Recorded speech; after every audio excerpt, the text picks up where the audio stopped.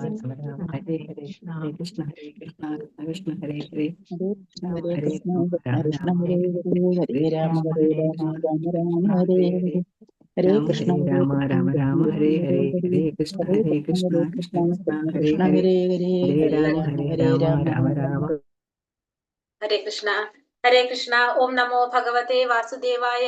ഓം നമോ ഭഗവതേ വാസുദേവായ. ഓം നമോ ഭഗവതേ വാസുദേവായ. ഓം അജ്ഞാനതിമിരാന്തസ്യ ജ്ഞാനാഞ്ജനാശലാകയ ചക്ഷുരുന്മീലിതം യേന തസ്മൈ ശ്രീഗുരവേ നമഃ. നമോ വിഷ്ണുപാദായ കൃഷ്ണപ്രേഷ്ഠായ ഭൂതലേ ശ്രീമതേ ഭക്തിവേദാന്ത സ്വാമിനിതി നാമിനെ. നമസ്തേ സാരസ്വതേ ദേവേ ഗൗരവാണി പ്രചാരിണേ നിർവിശേഷ ശൂന്യവാദി പാശ്ചാത്യദേശതാരിണേ. ജയ ശ്രീ കൃഷ്ണ ചൈതന്യ പ്രഭു നിത്യാനന്ദ ശ്രീ അദ്വൈത ഗദാധര ശ്രീവാസാദി ഗൗര ഭക്തവൃന്ദ. ഹരേ കൃഷ്ണ കൃഷ്ണ കൃഷ്ണ ഹരേ ഹരേ ഹരേ രാമ രാമ രാമ ഹരേ ഹരേ. ഹരേ കൃഷ്ണ. ശ്രീ ശ്രീ രാധാ ഗോവിന്ദ ടെമ്പിൾ ഇസ്കോൺ മാംഗ്ലൂരിന്റെ ഉപദേശാമൃതം ക്ലാസ്സിലേക്ക് എല്ലാവർക്കും സ്വാഗതം. ഹരേ കൃഷ്ണ. എല്ലാവർക്കും പ്രണാമം. ഹരേ കൃഷ്ണ. ഹരേ കൃഷ്ണ എല്ലാവർക്കും പ്രണാമം. അപ്പൊ നമ്മളിന്ന് 5ാമത്തെ ഉപദേശമാണ് പഠിക്കാൻ പോണത് അല്ലെ. അപ്പൊ 4 ഉപദേശം നമ്മൾ പഠിച്ചു. ഏതൊക്കെയാണ് 4 ഉപദേശങ്ങൾ പഠിച്ചത്? 1ാമത്തെ ഉപദേശം എന്തായിരുന്നു? വാചോ വേഗം, മനസാ ക്രോധ വേഗം, ജിഹ്വാ വേഗം, ഉദര ഉപസ്ഥ വേദം, ഏതാൻ വേഗാൻ യാ വിഷഹേത തീരഹ സർവാമപീമ പൃഥ്വീം സശിഷ്യാ.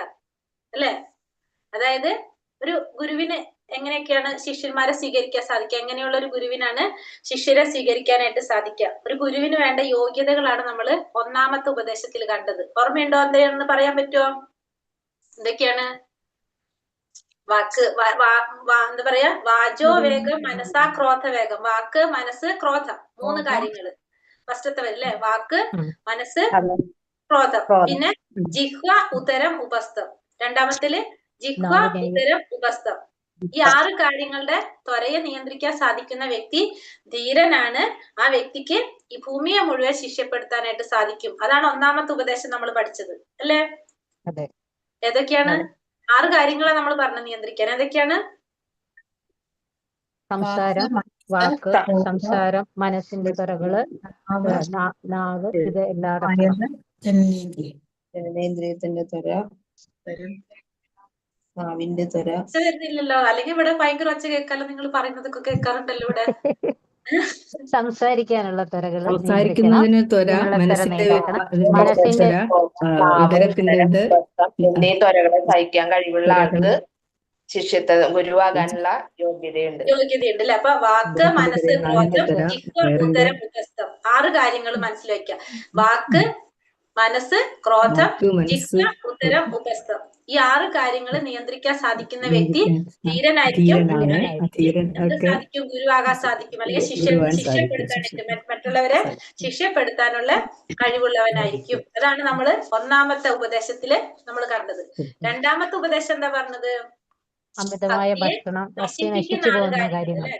എന്താ പറഞ്ഞത്? ഭക്തിയെ നശിപ്പിക്കുന്ന അത്യാഹാരം, അമിത അധ്വാനം, അനാവശ്യമായ സംസാരം, നിയമങ്ങളില് അനാവശ്യമായ സംസാരം, നിയമനിയമങ്ങളിൽ ആസക്തി ഒഴിവാക്കൽ എന്നിങ്ങനെ 6 കാര്യങ്ങൾ. 6 കാര്യങ്ങൾ. അത്യാഹാര പ്രയാസശ്ച പ്രജൽപ നിയമാഗ്രഹ ജനസംഘശ്ച ലൗല്യം ച ഷഡ്ഭിർ ഭക്തിർ വിനശ്യതി എന്നാ പറഞ്ഞല്ലേ? അത്യാഹാരം, അമിതമായ ആഹാരം, പ്രയാസശ്ച കഠിനാധ്വാനം, പിന്നെ എന്താണ്? പ്രജൽപം, അനാവശ്യമായ സംസാരങ്ങൾ, നിയമാഗ്രഹ, നിയമങ്ങള് പാലിക്കാതിരിക്കുന്നത്, പിന്നെ ജനസംഘശ്ച ലൗല്യം ച, ജനസംഘം ഭൗതികമായിട്ടുള്ള അല്ലെങ്കിൽ ലൗകിക ജനങ്ങളുമായിട്ടുള്ള കൂട്ടുകെട്ട്, ലൗല്യം തീവ്രമായിട്ടുള്ള ആഗ്രഹങ്ങൾ. ഈ 6 കാര്യങ്ങള് നമ്മളെ ഭക്തിയെ നശിപ്പിക്കുന്നതാണ്. അപ്പൊ നമ്മളിൽ ഉണ്ടെങ്കിൽ മാറ്റാൻ ശ്രമിക്കേണ്ട 6 കാര്യങ്ങളാണ് ഈ പറഞ്ഞതൊക്കെ. അത്യാഹാരം, പിന്നെന്താണ്? പ്രജൽപം, കഠിനാധ്വാനം, യമനിയമങ്ങളിൽ ആസക്തി ഉണ്ടാവുക, പിന്നെ ഭൗതികമായിട്ടുള്ള ജനങ്ങളുമായിട്ടുള്ള കൂട്ടുകെട്ട്, അതായത് ഭഗവാനുമായിട്ട് ഉള്ള ബന്ധമില്ലാത്ത രീതിയിലുള്ളത് കൂട്ടുകെട്ട്, പിന്നെന്താണ്? ലൗല്യം, അമിതമായിട്ടുള്ള ആഗ്രഹങ്ങൾ, തീവ്രമായ ആഗ്രഹങ്ങൾ. ഈ 6 കാര്യങ്ങൾ നമ്മുടെ ഭക്തിയെ നശിപ്പിക്കുന്ന 6 കാര്യങ്ങളാണ് ഈ പറയുന്നത്. പറയാൻ പറ്റുമോ?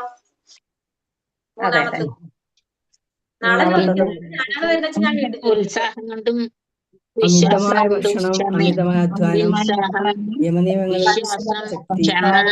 ലൗകികമായ കൂട്ടുകെട്ട് തീവ്രമായ ആഗ്രഹങ്ങൾ പ്രസിദ്ധി, അതായത് ഇനി ഭക്തിയെ പ്രോത്സാഹിപ്പിക്കുന്ന 6 കാര്യങ്ങൾ അല്ലെ. ഇപ്പൊ നമ്മൾ ഭക്തിയെ നശിപ്പിക്കുന്നത് കണ്ടു.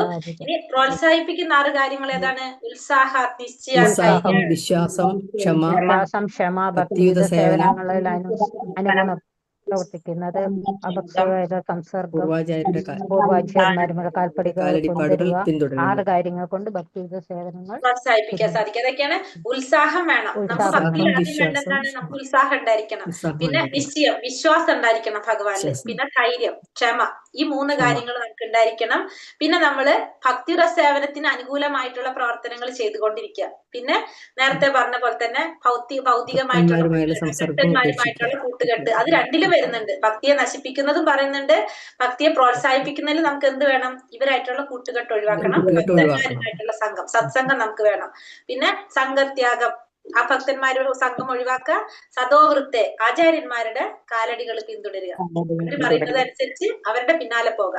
ഈ 6 കാര്യങ്ങള് നമ്മുടെ ഭക്തിയെ പ്രോത്സാഹിപ്പിക്കുന്ന 6 കാര്യങ്ങളാണ് നമ്മൾ ഈ പറഞ്ഞ 6 കാര്യങ്ങൾ. പിന്നെ 4-മത്തത് ഏതായിരുന്നു? ഭക്തന്മാരുമായിട്ടുള്ള പ്രേമഭക്തിയിലേക്ക് കടക്കുമ്പോൾ ഉണ്ടാവേണ്ടുന്ന ഗുണങ്ങൾ.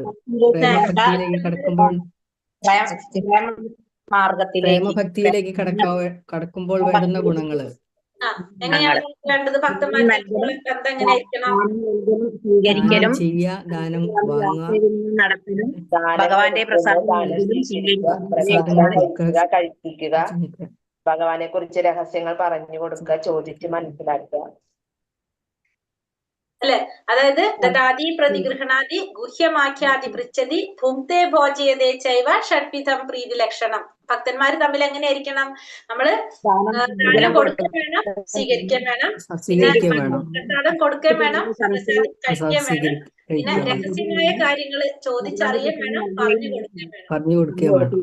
ഇതാണെന്ത്? ഭക്തന്മാര് തമ്മിലുള്ള ഒരു സ്നേഹബന്ധം ഉണ്ടാക്കുന്നത് ഈ 6 കാര്യങ്ങളാണ്. അപ്പൊ നമ്മള് ആദ്യത്തെ 4 ഉപദേശം നമ്മളിപ്പോ കണ്ടു. ഇനി 5-മത്തെ ഉപദേശമാണ് നമുക്ക് അറിയേണ്ടത്. അപ്പൊ ഈ 4 ഉപദേശത്തിൽ 4-മത്തെ ഉപദേശത്തിൽ നമുക്ക് മനസ്സിലായത് എന്താണ്? 1-മത്തെ ഉപദേശത്തിൽ നമ്മൾ ഗുരുവിന് വേണ്ട യോഗ്യതകൾ നമ്മൾ കണ്ടു അല്ലെ. 2-മത്തേല് ഭക്തിയെ നശിപ്പിക്കുന്ന കാര്യങ്ങൾ നമ്മൾ പറഞ്ഞു. സ്പീഡ് കൂടുണ്ടോ ഞാൻ പറയുന്നത്? ഓക്കെ ആണോ? അതുകൊണ്ട് കുഴപ്പമില്ല. ഭക്തിയെ ഉണ്ടെങ്കിൽ പറഞ്ഞോളൂ കേട്ടാ. സ്പീഡ് കൂടുണ്ട് തോന്നുന്നുണ്ടെങ്കിൽ പറഞ്ഞോളാം. അപ്പൊ പ്രഭുജിയായിട്ട് കമ്പയർ ചെയ്യുമ്പോ സ്പീഡ് കൂടുതലാണ്. പക്ഷെ കുഴപ്പമില്ല, മാതാജി എടുക്കുമ്പോ നല്ലതായിട്ട് മനസ്സിലാവുന്നുണ്ട്. ഓക്കെ മാതാജി, കിട്ടും. നമുക്ക് പ്രാക്ടീസ് അല്ലേ മാതാജി എടുത്തിട്ട്. അതല്ലേ, അപ്പൊ കുഴപ്പമില്ല. കുറെ പേരെ എനിക്ക് പരിചയമുണ്ട്. കാരണം ഭാഗവതം ക്ലാസ്സിൽ കാണുന്ന കാരണം കൊണ്ട് എനിക്കറിയാം കുറെ പേര്. ഭാഗവതത്തിലുണ്ട് ഞാന്. അപ്പൊ നമ്മള് 2-മത്തെ പറഞ്ഞ ഭക്തിയെ നശിപ്പിക്കുന്ന 6 കാര്യങ്ങൾ. അവിടെ നമ്മൾ ഭക്തന്മാരുമായിട്ടുള്ള കൂട്ടുകെട്ട് ഒഴിവാക്കണം എന്ന് പറഞ്ഞു അല്ലെ നമ്മള്. 3-മത്തേല് ഭക്തിയെ പ്രോത്സാഹിപ്പിക്കുന്ന കാര്യങ്ങൾ ഒരു പോയിന്റ് കോമൺ ആയിട്ട് വന്നാണ് അഭക്തന്മാരുമായിട്ടുള്ള സംഘം, സംഘത്യാഗം എന്ന് പറയുന്നത് അങ്ങനെയുള്ളവരെ ഒഴിവാക്കണമെന്ന്. പിന്നെ 4-മത്തെ ശ്ലോകത്തിൽ നമ്മൾ പറഞ്ഞെന്താണ്? ഭക്തന്മാര് തമ്മിലുള്ള സ്നേഹവിനിമയം എങ്ങനെയായിരിക്കണം? ദാനം കൊടുക്കണം, ദാനം സ്വീകരിക്കണം. അപ്പൊ നമുക്കിതിൽ ആരെ മനസ്സിലാകണം? ഭക്തൻ ആരാണെന്ന് നമുക്ക് അറിയണം അല്ലെ. നമുക്കിത് പറയുമ്പോ നമുക്ക് അറിയേണ്ടത് ആരാണ് ഭക്തൻ എന്ന് നമുക്ക് അറിയണം അല്ലെ. എങ്ങനെയുള്ളവരെയാണ് നമ്മ ഭക്തനായിട്ട് മനസ്സിലാക്കാൻ സാധിക്കുക? അപ്പൊ എങ്ങനെയുള്ളവരുടെ ഓരോരുത്തരോട്, അപ്പൊ ഓരോ ഭക്തന്മാർക്ക് ഓരോ തലങ്ങളുണ്ടാവും. അപ്പൊ എല്ലാവരും ഒരുപോലെ ആയിരിക്കില്ല എല്ലാവരുടെ ഭക്തി. ചിലര് തുടക്കക്കാരായിരിക്കും, കുറെ കുറെ സമയം എത്തിയവരുണ്ടാവും, കുറെ വർഷങ്ങളായിട്ടുള്ളവരുണ്ടാവും നാമം ജപിച്ച് ഭഗവാൻ ആരാധിച്ചു പോകുന്നവർ. അപ്പൊ നമുക്ക് ഇത് ആര് എങ്ങനെയാണെന്നുള്ളത് നമുക്ക് അറിഞ്ഞിരിക്കണം. അതാണ് ഇനി 5-മത്തെ ഉപദേശത്തിൽ പറയുന്നത്. അപ്പൊ നമുക്ക് ഇനി അടുത്തത് അറിയേണ്ടത് 5-മത്തെ ഉപദേശം ഭക്തന്മാരുടെ ഓരോ ഭക്തന്മാരെ നമുക്ക് എങ്ങനെയാണ് മനസ്സിലാക്കേണ്ടത് എന്നുള്ളതാണ് തിരിച്ചറിയുന്നത് കേട്ടോ. ഹരേ കൃഷ്ണ. 5-മത്തെ മന്ത്രത്തിലേക്ക് പോകാം. ഉപദേശം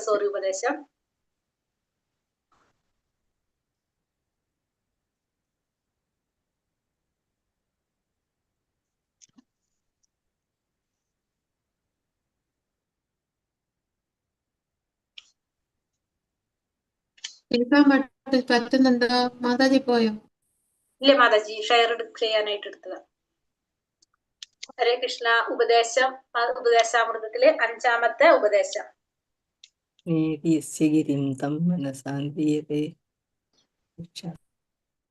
ഹരേ കൃഷ്ണ. ഓം നമോ ഭഗവതേ വാസുദേവായ. കൃഷ്ണേതി യസ്യ ഗിരിതം മനസാന്ദ്രിയേത ദീക്ഷാസ്തി ചേത് പ്രണതിഭിശ്ച ഭജന്തമീശം ശുശ്രൂഷയാ ഭജന വിജ്ഞമനന്യമന്യ നിന്ദാതിശൂന്യ ഹൃദമീപ്സിത സങ്കലേപ്യ. കൃഷ്ണേതി യസ്യ ഗിരിതം മനസാന്ദ്രിയേത ദീക്ഷാസ്തി ചേത് പ്രണതിഭിശ്ച ഭജന്തമീശം ശുശ്രൂഷയാ ഭജന വിജ്ഞമനന്യമന്യ നിന്ദാതിശൂന്യ ഹൃദമീപ്സിത സങ്കലേപ്യ. ഹരേ കൃഷ്ണ. ആരെങ്കിലും ഒരാള് വായിക്കാവോ? ഹരേ കൃഷ്ണ. ഹരേ കൃഷ്ണ. അതാണോ വായിക്കേണ്ടത്? ഒരാള് വായിച്ചോളൂ. ശ്ലോകം. നമോ ഭഗവതേ വാസുദേവായ. കൃഷ്ണേതി യസ്യ ഗിരിതം മനസാദ്രിയേത ദീക്ഷാസ്തി ചേത് പ്രണതിഭിശ്ച ഭജന്തമീശം ശുശ്രൂഷയാ ഭജന വിജ്ഞമനന്യമന്യ നിന്ദാതിശൂന്യ ഹൃദമീപ്സിത സങ്കലപ്യ. ഹരേ കൃഷ്ണ. വേറെ ഒരാൾ കൂടി വായിക്കാവോ? കൃഷ്ണേതി യസ്യ ഗിരിതം മനസാന്ദ്രിയേത ദീക്ഷാസ്തി ചേത് പ്രണതിഭിശ്ച ഭജന്തമീശം ശുശ്രൂഷയാ ഭജന വിജ്ഞമനന്യമന്യ നിന്ദാതിശൂന്യ ഹൃദമീപ്സിത സങ്കലപ്യ. ഒരാളും കൂടി വായിക്കാവോ? അവരുടെ ക്ലാസ് തുടങ്ങാം. കൃഷ്ണേതി യസ്യ ഗിരിതം മനസാദ്രിയേത ദീക്ഷാസ്തി ചേത് പ്രണതിഭിശ്ച ഭജന്തമീശം ശുശ്രൂഷയാ ഭജന വിജ്ഞം അനന്യമന്യ നിന്ദാതിശൂന്യ ഹൃദമീപ്സിത സങ്കലപ്യ. ഹരേ കൃഷ്ണ. Thank you Mataji. ഹരേ കൃഷ്ണ. അപ്പൊ നമുക്കിത് നോക്കാം എന്താന്നുള്ളത്. ഹരേ കൃഷ്ണ. അപ്പൊ ഇതിൽ ഫസ്റ്റ് നമ്മൾ കൃഷ്ണേതി യസ്യ ഗിരിതം മനസേന്ദ്രിയേത ദീക്ഷാസ്തി ചേത് പ്രണതിഭിശ്ച ഭജന്തമീശം ശുശ്രൂഷയ ഭജന വിജ്ഞ അനന്യ അന്യ നിന്ദാതിശൂന്യ ഹൃദമീപ്സിത സങ്കലപ്യ. അതായത് ഇതിൽ പറയുന്നത് എന്താണ്? ഭഗവാൻ കൃഷ്ണന്റെ പുണ്യനാമം കീർത്തനം ചെയ്യുന്ന ഭക്തനെ മനസ്സുകൊണ്ട് ബഹുമാനിക്കേണ്ടതാണ്. സ്ലൈഡിൽ തെറ്റുണ്ട്, ബഹുമാനിക്കേണ്ടതാണെന്ന് കേട്ടോ. അതായത് കൃഷ്ണേതി യസ്യ ഗിരിതം മനസേന്ദ്രിയാത, അതായത് കൃഷ്ണേതി കൃഷ്ണൻ എന്ന പുണ്യനാമം ആരുടെ വാക്കിലാണോ കൃഷ്ണൻ എന്ന പുണ്യനാമം ഉള്ളത്, അതായത് ഭഗവാന്റെ പുണ്യനാമം കൃഷ്ണന്റെ പുണ്യനാമം കീർത്തനം ചെയ്യുന്ന ആ ഭക്തനെ നമ്മൾ എങ്ങനെ ബഹുമാനിക്കണം? മനസ്സുകൊണ്ട് ബഹുമാനിക്കണം. അതായത് ഭഗവാന്റെ നാമം കൃഷ്ണ എന്ന നാമം കീർത്തനം ചെയ്യുന്ന ഒരു ഭക്തനെ നമ്മൾ എങ്ങനെയാ ബഹുമാനിക്കേണ്ടത്? മനസ്സുകൊണ്ട് ബഹുമാനിക്കണം. കൃഷ്ണേതി യസ്യ ഗിരിതം മനസേന്ദ്രിയാത, മനസേന്ദ്രിയാത എന്ന് വെച്ചാൽ മനസ്സുകൊണ്ട് ആദരിക്കണം, മനസ്സുകൊണ്ട് ആദരിക്കണം അവന്. അപ്പൊ ആരുടെ വാക്കിലാണോ കൃഷ്ണ എന്ന പുണ്യനാമം ഉള്ളത് അവനെ നമ്മൾ എങ്ങനെയാണ് ആദരിക്കേണ്ടത്? മനസ്സുകൊണ്ട് ആദരിക്കണം. മനസ്സിലായോ? ആരുടെ വാക്കിലാണോ കൃഷ്ണ എന്ന പുണ്യനാമം ഉള്ളത് അവനെ നമ്മൾ എങ്ങനെയാണ് ആദരിക്കേണ്ടത്? മനസ്സുകൊണ്ട് ആദരിക്കണം. ക്ലിയർ ആയോ എല്ലാവർക്കും? മിണ്ടുന്നില്ല. അപ്പൊ ക്ലിയർ ആയിട്ടോ? കൃഷ്ണേതി യസ്യ ഗിരിതം, അപ്പൊ മനസ്സുകൊണ്ട് കൃഷ്ണ എന്ന നാമം ഉച്ചരിക്കുന്നവനെ മനസ്സുകൊണ്ട് ആദരിക്കണം. ആരുടെ വാക്കിലാണോ കൃഷ്ണ എന്ന നാമം ഉള്ളത് അവനെ മനസ്സുകൊണ്ട് ആദരിക്കണം. ഇനി അടുത്തത് എന്താ പറയണത്? ദീക്ഷാസ്തി ചേത് പ്രണതിഭിശ്ച ഭജന്തമീശം, അതായത് ദീക്ഷാസ്തി ചേത് പ്രണതിഭിശ്ച ഭജന്തമീശം, ഗുരുവിൽ നിന്ന് ദീക്ഷ സ്വീകരിച്ച് ഭഗവാനെ ഭജിച്ചുകൊണ്ടിരിക്കുന്ന ഭക്തനെ വിനയപൂർവ്വം വന്ദിച്ചാതിരിക്കണം. അപ്പൊ ഒന്നാമത്തെ കാറ്റഗറിയിലുള്ള ഭക്തനാണ് നമ്മൾ പറഞ്ഞു ആരുടെ വാക്കിലാണോ കൃഷ്ണ എന്ന നാമം ഉള്ളത് അവനെ നമ്മള് മനസ്സുകൊണ്ട് ആദരിക്കണം. ഇനി രണ്ടാമത്തെ കാറ്റഗറിയിലുള്ള ഭക്തന്മാരെ കുറിച്ച് പറയാണ്. ആരാണോ വിധിപ്രകാരം എന്ത് ചെയ്യാണ്? ദീക്ഷ സ്വീകരിച്ച ഭക്തൻ, ദീക്ഷ സ്വീകരിച്ച ഒരു ഗുരുവിൽ നിന്ന് യഥാവിധി ദീക്ഷ സ്വീകരിച്ച ഒരു ഭക്തൻ, ഭഗവാനെ ഭജിച്ചുകൊണ്ടിരിക്കുന്ന ഒരു ഭക്തൻ, ഭഗവാനെ ഭജിച്ചുകൊണ്ടിരിക്കുന്ന ഒരു ഗുരുവിൽ നിന്ന് ദീക്ഷ സ്വീകരിച്ച ആ ഭക്തനെ നമ്മൾ എങ്ങനെയാണ് ചെയ്യേണ്ടത്? പ്രണപിച്ചുകൊണ്ട് നമ്മൾ എങ്ങനെയാണ് ആദരിക്കേണ്ടത്? പ്രണാമം ചെയ്തുകൊണ്ട്, നമസ്കാരം ചെയ്തുകൊണ്ടാണ് നമ്മൾ ആദരിക്കേണ്ടത്. ആ ഭക്തന് പ്രണാമം ചെയ്തുകൊണ്ട് നമ്മൾ ആദരിക്കണം. അപ്പൊ രണ്ടാമത്തെ ഭക്തൻ എങ്ങനെയാണ്? ദീക്ഷ സ്വീകരിച്ച ഒരു ഭക്തൻ. ഏതൊരുവനാണോ വിധിപ്രകാരമുള്ള ദീക്ഷ സ്വീകരിച്ചിട്ടുള്ളത്, ഗുരുവിൽ നിന്ന് ദീക്ഷ സ്വീകരിച്ചിട്ടുള്ളത്, ഭഗവാന്റെ ഭജന്തമീശം, ഭഗവാന്റെ നാമം ഭജിച്ചുകൊണ്ടിരിക്കുന്ന, ഭഗവാനെ ഭജിച്ചുകൊണ്ടിരിക്കുന്ന ആ ഭക്തന് പ്രണാമം ചെയ്തുകൊണ്ട് ആദരിക്കണം. നമ്മള് നമസ്കാരം ചെയ്തുകൊണ്ട് ആദരിക്കണം. അപ്പൊ രണ്ടാമത്തെ ഭക്തനെ കുറിച്ച് പറയാണ്. എങ്ങനെയാണ് വേണ്ടത്? ദീക്ഷ സ്വീകരിച്ചൊരു ഭക്തൻ, ഒരു വിധിപ്രകാരം ഒരു ഗുരുവിൽ നിന്ന് ദീക്ഷ സ്വീകരിച്ച ഒരു ഭക്തന് നമ്മൾ എങ്ങനെയാണ് ആദരിക്കേണ്ടത്? ഭഗവാന്റെ നാമം ജപിച്ചുകൊണ്ടിരിക്കുന്ന ഭക്തന്, ദീക്ഷ സ്വീകരിച്ച് ഭഗവാന്റെ നാമം ജപിച്ചുകൊണ്ടിരിക്കുന്ന ഭക്തന് പ്രണാമം ചെയ്തുകൊണ്ട് ആദരിക്കണം. രണ്ടാമത്തത്. ഇനി മൂന്നാമത്തെ എന്താ പറയണത്? അപ്പൊ രണ്ട് ഭക്തന്മാരെ കുറിച്ച് ഇപ്പൊ നമ്മൾ കണ്ടു അല്ലെ. ഇനി മൂന്നാമത്തെ കാറ്റഗറിയിലുള്ള ഭക്തനെ കുറിച്ച് പറയാണ്. ശുശ്രൂഷയാ ഭജന വിജ്ഞമനന്യമന്യ നിന്ദാതിശൂന്യ ഹൃദമീപ്സിത സംഘലത്യ. അതായത് മൂന്നാമത്തെ പറയുന്നത് വേറെ ഒന്നിലേക്കും വഴി പോവാതെ, വേറെ ഒന്നിലേക്കും വ്യതിചലിക്കാതെ ഭക്തിയുടെ സേവനത്തിൽ മാത്രം മുന്നേറിയിട്ടുള്ള നിന്ദാതിശൂന്യ ഹൃദമീപ്സിതം എന്ന് പറഞ്ഞാല് മറ്റുള്ളവരെ ആരും നിന്ദിക്കാത്ത, വേറൊരാളെ നിന്ദിക്കാത്ത, മനസ്സിനെ മറ്റൊന്നിലേക്കും വ്യതിചലിപ്പിക്കാതെ ഭക്തിമാർഗത്തിൽ മുന്നേറിയവനും മറ്റുള്ളവരെ നിന്ദിക്കുക മുതലായ പ്രവണതകൾ തീരെ ഇല്ലാത്ത ഹൃദയത്തോടു കൂടി. അപ്പൊ വേറൊരാളെ നിന്ദിക്കുന്നില്ല, ഭക്തിമാർഗത്തില് മുന്നിലോട്ട് പോയിക്കൊണ്ടിരിക്കുന്ന വ്യക്തി, മനസ്സിനെ മറ്റൊന്നിലേക്കും വ്യതിചലിപ്പിക്കാതെ, വേറെ ഒന്നിലേക്കും മനസ്സിനെ വ്യതിചലിപ്പിക്കുന്നില്ല, ഭക്തിമാർഗത്തില് മുന്നേറിക്കൊണ്ടിരിക്കുന്ന വ്യക്തി. പിന്നെന്താണ്? മറ്റുള്ളവരെ നിന്ദിക്കുന്നില്ല, അങ്ങനത്തെ പ്രവണതകളൊന്നും തീരെ ഇല്ലാത്ത വ്യക്തി. അങ്ങനെ ഉള്ള വ്യക്തി ശുദ്ധ ഭക്തനായിട്ടുള്ള കൂടിയ ശുദ്ധ ഭക്തന്മാരെ ശ്രദ്ധാപൂർവം സേവിക്കുകയും അവരുമായി കൂടിക്കഴിയുകയും വേണം. അപ്പൊ അവരെ നമ്മൾ എന്താ ചെയ്യേണ്ടത്? അങ്ങനെ ദോഷഹൃദയങ്ങൾ ഇല്ലാത്തവനുമായിട്ടുള്ള ആ ശുദ്ധ ഭക്തന് സേവനം ചെയ്തുകൊണ്ട് ആദരിക്കണം. അപ്പൊ നമ്മൾ എങ്ങനെയാണ് അവരെ ആദരിക്കേണ്ടത്? സേവനം ചെയ്തുകൊണ്ടാണ് ആദരിക്കേണ്ടത്. അതായത് മൂന്നാമത്തെ കാറ്റഗറിയിലുള്ള ഭക്തനെ നമ്മൾ എങ്ങനെ ആദരിക്കണം എന്നാ പറയുന്നത്? മറ്റൊന്നിലേക്കും വ്യതിചലിക്കാതെ, വേറെ ഒന്നിനെ കുറിച്ചും ചിന്തിക്കാതെ ഭക്തിയുടെ സേവനത്തിൽ മാത്രം ഒഴുകിയിരിക്കുന്ന, മറ്റുള്ളവരെ നിന്ദിക്കാത്ത ഹൃദയത്തോട് കൂടിയിട്ടുള്ള ആ ശുദ്ധ ഭക്തനെ സേവനം ചെയ്തുകൊണ്ടായിരിക്കണം നമ്മൾ ആദരിക്കേണ്ടത്. അപ്പൊ 3 തരത്തിലുള്ള ഭക്തന്മാരെ കുറിച്ച് ഇവിടെ പറഞ്ഞു നമ്മൾ. ഒന്നാമത്തത് ഭഗവാന്റെ ആരുടെ വാക്കിലാണോ കൃഷ്ണ എന്ന നാമം ഉച്ചരിക്കുന്നത് ആ ഭക്തനെ നമ്മള് മനസ്സുകൊണ്ട് ആദരിക്കണം. ഒന്നാമത്തെ ഭക്തനെ മനസ്സുകൊണ്ടാണ് നമ്മൾ ആദരിക്കേണ്ടത്. രണ്ടാമത്തെ ഭക്തൻ ഗുരുവിൽ നിന്ന് ദീക്ഷ സ്വീകരിച്ച് ഭഗവാന്റെ നാമം ഭജിച്ചുകൊണ്ടിരിക്കുന്ന ആ ഭക്തന് പ്രണാമം ചെയ്തുകൊണ്ട് ആദരിക്കണം. അപ്പൊ രണ്ടാമത്തെ ഭക്തനെ നമ്മൾ എങ്ങനെയാ ആദരിക്കേണ്ടത്? പ്രണാമം ചെയ്തുകൊണ്ടാണ് ആദരിക്കേണ്ടത്. പിന്നെ മൂന്നാമത്തെ ഭക്തൻ എങ്ങനെയാണ്? മൂന്നാമത്തെ ഭക്തൻ എന്ന് പറഞ്ഞത് മറ്റൊന്നിലേക്കും വ്യതിചലിക്കാതെ ഭക്തിയുടെ സേവനത്തിൽ മാത്രം മുന്നേറിക്കൊണ്ടിരിക്കുന്ന, ആരെ നിന്ദിക്കാത്ത സ്വഭാവത്തോട് കൂടിയ, ഹൃദയത്തോട് കൂടിയനായിട്ടുള്ള ആ ഭക്തന് സേവനം ചെയ്തുകൊണ്ട് ആദരിക്കണം. മൂന്നാമത്തെ ഭക്തൻ എങ്ങനെയാണ് നമ്മൾ ആദരിക്കേണ്ടത്? അപ്പൊ സേവനം ചെയ്തുകൊണ്ടാണ് ആദരിക്കേണ്ടത്. മനസ്സിലായോ ഞാൻ ഈ പറഞ്ഞ 3 പേരുടെയും? ഒന്ന് പറഞ്ഞ ഒരാള്. ഹരേ കൃഷ്ണ പറയാൻ പറ്റില്ല. ഭഗവാന്റെ നാമം ഉച്ചരിച്ചു കൊണ്ടിരിക്കുന്ന ഒരാളെ മനസ്സുകൊണ്ട് ആരാധിക്കണം. ശരിയാണോ? മനസ്സു, അതായത് ഭഗവാന്റെ നാമം ആരുടെ വാക്കിലാണ്? കൃഷ്ണനാമം ഉച്ചരിച്ചു മനസ്സുകൊണ്ട് ആരാധിക്കണം.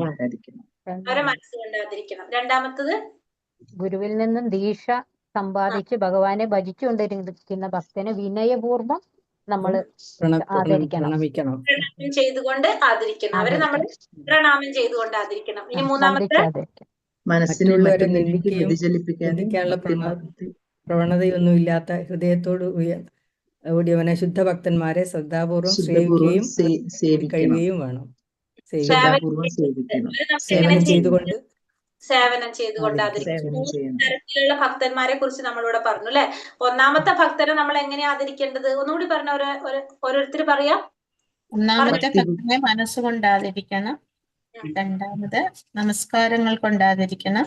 മൂന്നാമത്തേത് സേവനം കൊണ്ട്.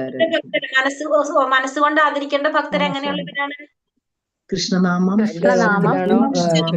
നാവിലാണോ ഉള്ളത് അവരെ കൃഷ്ണന്റെ നാമം ചെയ്യുന്നവർ. രണ്ടാമത്തത് ഗുരുവിൽ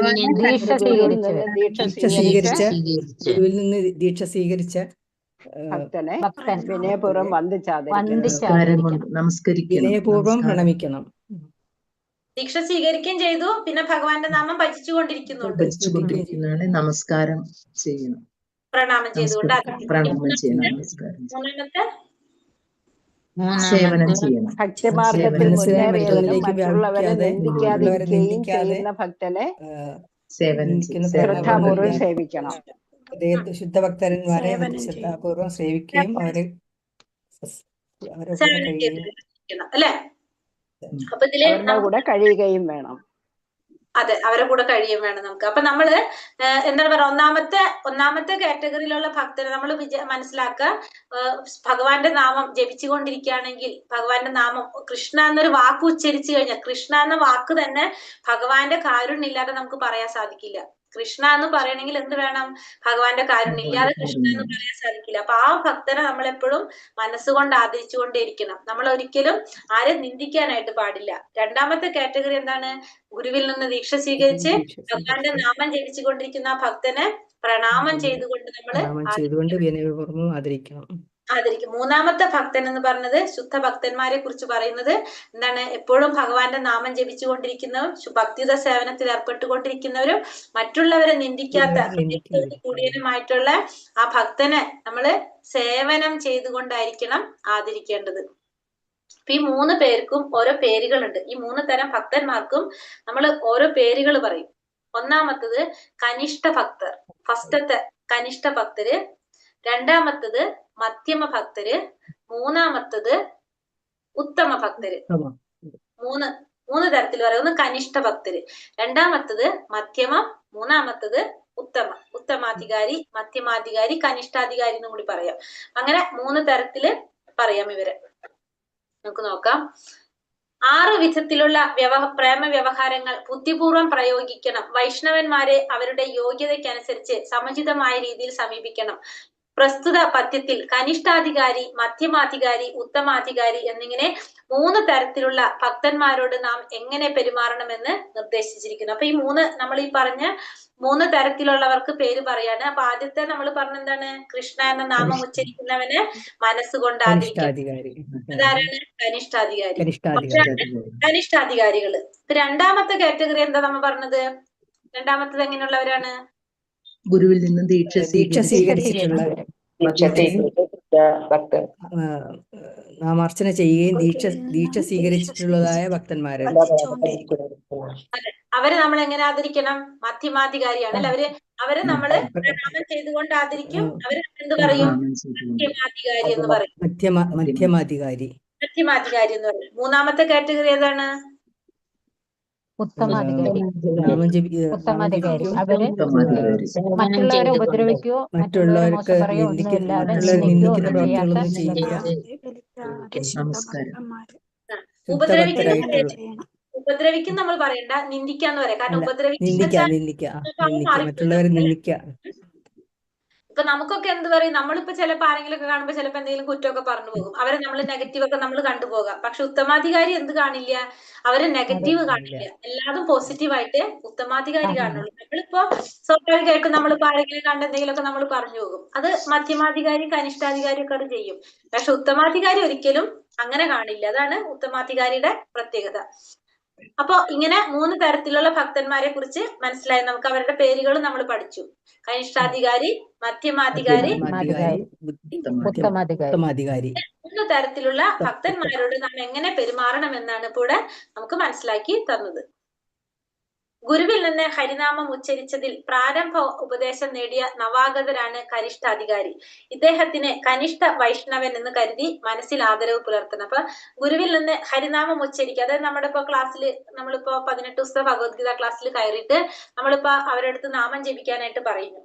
അപ്പൊ അവര് ആരാണ്? കനിഷ്ഠാധികാരികളാണ്. അവര് നാമം ജപിക്കാൻ പറഞ്ഞു, അവർ ആ ഉപദേശം സ്വീകരിച്ചു, ഭഗവാന്റെ നാമം ജപിക്കാനായിട്ട് തുടങ്ങി. അത്ര ഉള്ളവർക്ക്, വേറെ അതിനപ്പുറം ഒന്നുമില്ല. അതിങ്ങനെ പറഞ്ഞു, അവര് ചെയ്യണമെന്ന് മാത്രം. അപ്പൊ അങ്ങനെയുള്ളവരെ നമ്മൾ എന്ത് പറയാ? കനിഷ്ഠ ഭക്തരെന്ന് പറയാം.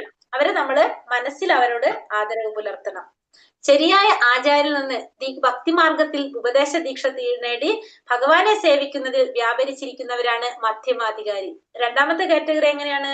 ഒരു ആചാര്യനിൽ നിന്ന് ഉപദേശ ദീക്ഷ നേടി ഭഗവാനെ സേവിക്കുന്നതിൽ വ്യാപരിച്ചിരിക്കുന്ന രണ്ടാമത്തെ കാറ്റഗറിയാണ് ആര്?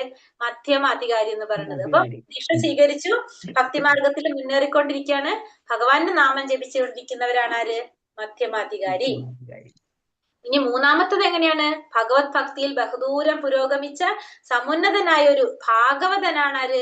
ഉത്തമാധികാരി. അപ്പൊ ഭഗവത് ഭക്തിയിൽ വളരെ ദൂരം പോയിട്ടുള്ള ഒരു വ്യക്തിയാണ്, പുരോഗമിച്ച വ്യക്തിയാണ്, ഉന്നതനായിട്ടുള്ള ഒരു ഭാഗവതനാണ് ഉത്തമാധികാരി എന്ന് പറയുന്നത്. ഭാഗവതൻ എന്ന് പറഞ്ഞാൽ ആരായിരിക്കും? എങ്ങനെയാ പറയാ ഡെഫിനിഷൻ? എന്ത് പറയാൻ പറ്റും നമുക്ക്? ഭാഗവതൻ എന്തായിരിക്കും? ഭാഗവതൻ ഭാഗവതാചാര്യൻ. ഭാഗവതാചാര്യൻ, ആചാര്യൻ എന്നല്ല, നമ്മൾ ഭാഗവതത്തിൽ പറയുന്ന പോലെ ജീവിക്കാം, അല്ലെങ്കിൽ അതേ രീതിയിൽ നമ്മുടെ ജീവിതം എങ്ങനെയായിരിക്കും? ഒരു ഉത്തമ തത്വങ്ങൾ അനുസരിച്ച് പോകുന്ന വ്യക്തിയാണ് ഭാഗവതൻ എന്ന് പറഞ്ഞ. അങ്ങനെയുള്ള വ്യക്തിയായിരിക്കും ഉത്തമാധികാരി എന്ന് പറയുന്നത്. അല്ലാതെ ആചരിച്ച് കാണിക്കുന്നവനായിരിക്കും, എല്ലാ കാര്യങ്ങളും ആചരിച്ച് കാണിക്കുന്ന ഒരു വ്യക്തി. യഥാർത്ഥത്തില് ഭക്തിരസേവനത്തിന്റെ അടിത്തട്ടിൽ സ്ഥിതി ചെയ്യുന്ന ദേവവിഗ്രഹത്തെ ഭജിക്കുന്നതിൽ മാത്രം തൽപരനായി വർത്തിക്കുന്ന കനിഷ്ഠാധികാരിയുടെ മട്ടിൽ കഴിയുവാൻ ആരും തുനിയരുത്. അപ്പൊ നമുക്കിവിടെ മനസ്സിലാക്കേണ്ടത്, നമ്മൾ എല്ലാവരും തുടക്കത്തിൽ ആരായിരിക്കും? കനിഷ്ഠാധികാരികളായിരിക്കും. നമ്മളെല്ലാവരും തുടക്കത്തില് കനിഷ്ഠാധികാരികളായിരിക്കും. അതിനുശേഷം ഇപ്പൊ നമ്മളോട് ആരോ പറഞ്ഞു നമ്മൾ നാമം ജപിക്കാൻ തുടങ്ങി, അപ്പൊ അതില് നമുക്ക് ഒരു ഉറപ്പൊന്നും ഇല്ല, വിശ്വാസമൊന്നും ഇല്ല, പക്ഷെ അവര് പറഞ്ഞിട്ട് നമ്മൾ തുടങ്ങിയെന്ന് മാത്രം. പക്ഷെ അതിങ്ങനെ ചെയ്ത് കുറെ കഴിയുമ്പോ നമുക്ക് മാറ്റം വരും. നമ്മൾ എവിടേക്ക് കടക്കും? മധ്യമാധികാരിയിലേക്ക് കടക്കാം, ഉത്തമാധികാരിയിലേക്ക് കടക്കാം. അപ്പൊ എല്ലാവരും തുടക്കത്തിൽ ആര് തന്നെയായിരിക്കും? കനിഷ്ഠാധികാരികൾ തന്നെയായിരിക്കും. പക്ഷെ നമ്മൾ എപ്പോഴും അവിടെ തന്നെ നിൽക്കാൻ ആരും ശ്രമിക്കരുത്. ഒട്ടും നമ്മള് ആ കനിഷ്ഠാധികാരിയിൽ തന്നെ നിൽക്കാൻ ശ്രമിക്കരുത്. അവിടെ നിന്ന് അടുത്തേക്ക് നമ്മൾ മാറാനായിട്ട് പരിശ്രമിച്ചു കൊണ്ടേയിരിക്കണം. നമ്മള് പരമപുരുഷോത്തമനായ ഭഗവാനെ പരമപ്രേമ ഭാജനമായി കരുതി ആരാധിക്കുകയും ഭഗവത് ഭക്തന്മാരിൽ മൈത്രിയോടും അജ്ഞാനികളിൽ കൃപയോടും അസൂയാലുക്കളിൽ ഉപേക്ഷാബുദ്ധിയോടും പെരുമാറുകയും ചെയ്യുന്ന ഭക്തനാണ് മധ്യമാധികാരി. അപ്പൊ ഇവിടെ കനിഷ്ഠാധികാരി നമ്മൾ പറഞ്ഞു എവിടെയാണ്? ദേവവിഗ്രഹത്തെ ഭജിക്കുന്നതില്, ഭക്തി സേവനത്തിന്റെ അടിത്തട്ടിൽ സ്ഥിതി ചെയ്യുന്ന ദേവവിഗ്രഹത്തെ ഭജിക്കുന്നതിൽ മാത്രം തൽപരരായിട്ട് അവര് കനിഷ്ഠാധികാരികൾ എന്താ ചെയ്യുന്നുള്ളൂ? അമ്പലത്തിൽ പോയിട്ട്, ക്ഷേത്രത്തിൽ മാത്രമേ ഭഗവാൻ ഉള്ളൂ എന്ന് വിചാരിച്ചിട്ട് അവർ അമ്പലത്തിൽ പോയിട്ട് മാത്രം ഭഗവാനെ പ്രാർത്ഥിക്കുന്നവര്, അങ്ങനെ പറയാം. അപ്പൊ തുടക്കത്തിലുള്ളവര് കനിഷ്ഠാധികാരികൾ എന്ന് പറയുന്നത്. രണ്ടാമത്തെ കാറ്റഗറിയിൽ എന്താ പറയുന്നത്? പരമപുരുഷോത്തമനായ ഭഗവാനെ പരമപ്രേമഭാജനമായി കരുതി ആരാധിക്കുകയും ഭഗവത് ഭക്തന്മാരിൽ മൈത്രിയോടും അജ്ഞാനികളിൽ കൃപയോടും അസൂയാലുക്കളിൽ ഉപേക്ഷാബുദ്ധിയോടും പെരുമാറുകയും ചെയ്യുന്ന മധ്യമാധികാരി. അതായത് ഭഗവാനെ പ്രേമഭാജനമായിട്ട് കരുതി ഭഗവാനെ ആരാധിക്കുന്നു, ഭഗവാൻ പരമദിവ്യോത്തമ പുരുഷനാണെന്ന് മനസ്സിലാക്കി ഭഗവാൻ ആരാധിക്കുന്നു, ഭഗവാന്റെ ഭക്തന്മാരോട് വളരെ മൈത്രിയോട് സ്നേഹത്തോടു കൂടിയാണ് ഭക്തന്മാരോട് പെരുമാറുന്നത്. പിന്നെ അജ്ഞാനികളാണെങ്കിലോ അവരോട് എങ്ങനെയായിരിക്കും? കൃപയോട് കൂടി. അതായത് അറിവില്ലാത്തവരാണെങ്കിൽ അവർക്ക് വേണ്ട കാര്യങ്ങളൊക്കെ പറഞ്ഞു കൊടുത്ത് അവരോട് വളരെ കൃപയോട് കൂടി പെരുമാറും. അസൂയാലുക്കളോടാണെങ്കിലോ അവരെ ഉപേക്ഷാബുദ്ധിയോട്. അസൂയാലുക്കളായിട്ട് ഇവരധികം എന്ത് ചെയ്യുന്നില്ല? കണക്ഷൻ വെക്കുന്നില്ല. അസൂയാലുക്കളായിട്ട് ഇവര് കണക്ഷൻ വെക്കില്ല. അങ്ങനെയുള്ളവരാണ് ആര്? മധ്യമാധികാരികള്. അപ്പൊ മധ്യമാധികാരി എന്ന് പറഞ്ഞാൽ നമ്മൾ മനസ്സിലാക്കി ദീക്ഷ എടുത്തവരാണെന്നല്ലേ. അപ്പൊ അവര് അസൂയാലുക്കളോട് ഉപേക്ഷ കാണിക്കാൻ പാടുണ്ടോ ശരിക്കും? അപ്പൊ അതെന്താ പറഞ്ഞ? അപ്പൊ അങ്ങനെ പറയുന്നതിന്റെ കാരണം എന്തായിരിക്കും? അവിടെ ആലോചിച്ച് നോക്കുന്നു. എന്തുകൊണ്ടായിരിക്കും?